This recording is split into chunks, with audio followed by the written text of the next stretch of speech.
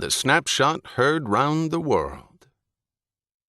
Observing a proud Chicagoland tradition, the National League Cubs and their crosstown rival White Sox, the latter still dogged by discredit for having rigged the Fall Classic on behalf of New York City gamblers more than a decade earlier, suited up to participate in an exhibition game before the impending finish of their 1931 season.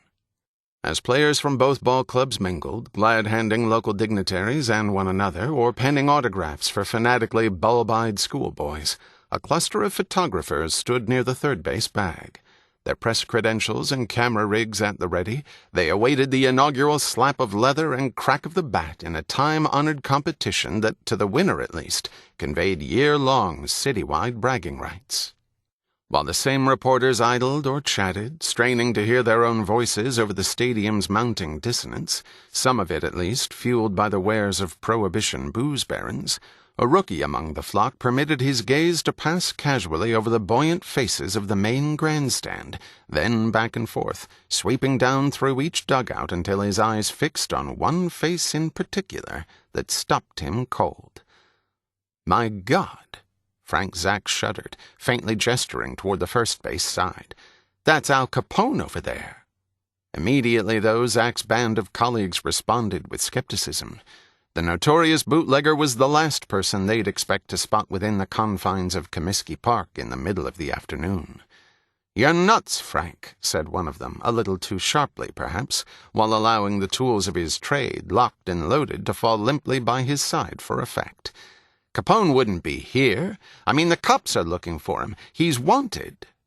To Zak's ear, their comments were needlessly rebuffing.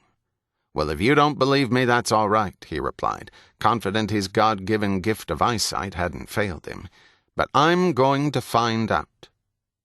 Zak worked his way around the newly clipped sea of infield green until he reached the on-deck area, a few yards from his intended target, and confirmed again that it was, in point of fact, Capone, perched along the front row with his son and several watchful bodyguards sporting dark, obligatory pinstriped suits, each crowned by an off-white fedora. Zak recognized a similarly clad and especially attentive gentleman in the front row as Capone's private attorney. The solicitor's baleful eyes remained firmly on Zak and his cumbersome gear as they made their final approach, but as an 18-year-old stringer in the heart of the Great Depression, Zak couldn't afford to be intimidated, and not after he'd been spurned by veteran newshounds who still stood dawdling around the third base line. Now it was more than mere business. Capturing Capone's portrait was a matter of professional satisfaction and comeuppance. He continued his beeline toward the luxury box. "Al, my name is Frank." Zak addressed Capone as unassumingly as he could manage while fumbling with his camera's stubborn manifold. "I'm with the Chicago Daily Times, and I'd like to get a picture of you with your son." There was no immediate response, but in the millisecond it took Zak's shutter to snap closed, he sensed a bristle go through Capone's lieutenants as they trained themselves on the spot where he stood. It was then the solution came to him, all at once, as if by divine intervention. When Al Capone rooted, he rooted for Wrigley Field. "I could get Hartnett over here," Zak shrewdly volunteered, referring to his unassuming new friend Gabby, the Cubs' heavy-hitting catcher. "Maybe he could autograph a ball for your son." Capone's plump features lit up, and he swiveled to cast a look down at the handsome youngsters seated beside him. "Oh, boy," Capone beamed as he turned to face Zak. "Could you fix it?" "Sure I can," Zak countered, just as the bigger man leaned forward, reaching a smoothly manicured hand in his direction. Zak felt frozen in place. "Wait a minute," Capone said, slipping something neatly between Zak's anxious fingers, which he soon enough discovered was a crisply minted $20 bill, amounting to appreciably more than the $11 a week Zak was paid by the Daily Times. Not wasting breath, Zak rushed to find the batting hero who'd been warming up near the visitors' clubhouse, and as he'd hoped, Hartnett was eager to make the gang boss's acquaintance. The slugger smiled broadly as he sauntered toward the junior Capone, known as Sonny, who wore a light-colored double-breasted that closely resembled his father's, his hair neatly greased and sharply parted on one side. Hartnett leaned in toward the Capone party and produced a brilliant white baseball, then a fountain pen. The prearranged signal. Zak took note of a peanut vendor brushing precariously close to Capone as he sized up his shot, and bodyguards reaching abruptly inside their coats. It was at about this time, naturally, that the swarm of shutterbugs Zak left stranded at third began to get wise, and within seconds every last one of them was jockeying for best position. Not, though, before Frank Zak had staked his rightful claim.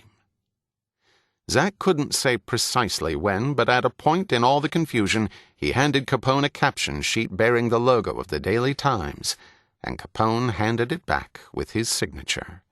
Then, pleased with himself and the fruit of his labors, Zak backed slowly away and reloaded for the melee about to begin.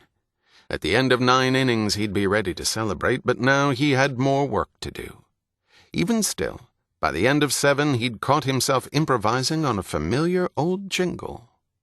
"Take me out to the ball game, take me out to the crowd.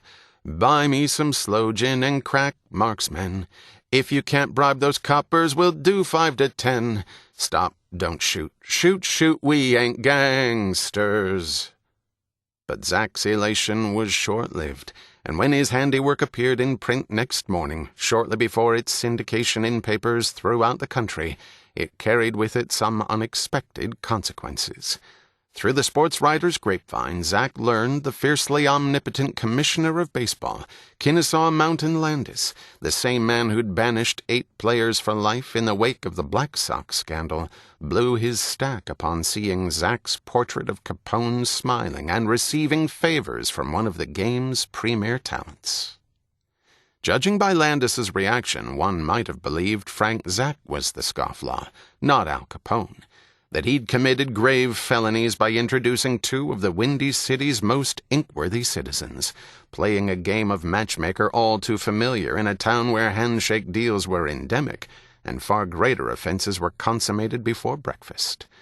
Had Landis known the portrait was as staged as the 1919 World Series had been, things might have been worse. But he didn't, and went on to ensure Zak's proudest accomplishment would never be replicated. "It was yet another bruise on our national pastime," Landis persisted in private meetings with club owners, one they didn't need in a period when both the game and nation were struggling for economic, if not spiritual, survival. "From now on, we don't do that," Landis commanded, laying down the law in that blissfully ignorant age before the corked bat, the treachery of pine tar, or human growth hormone. No ball player is to mingle with the spectator, and especially that kind. Arthur Nash.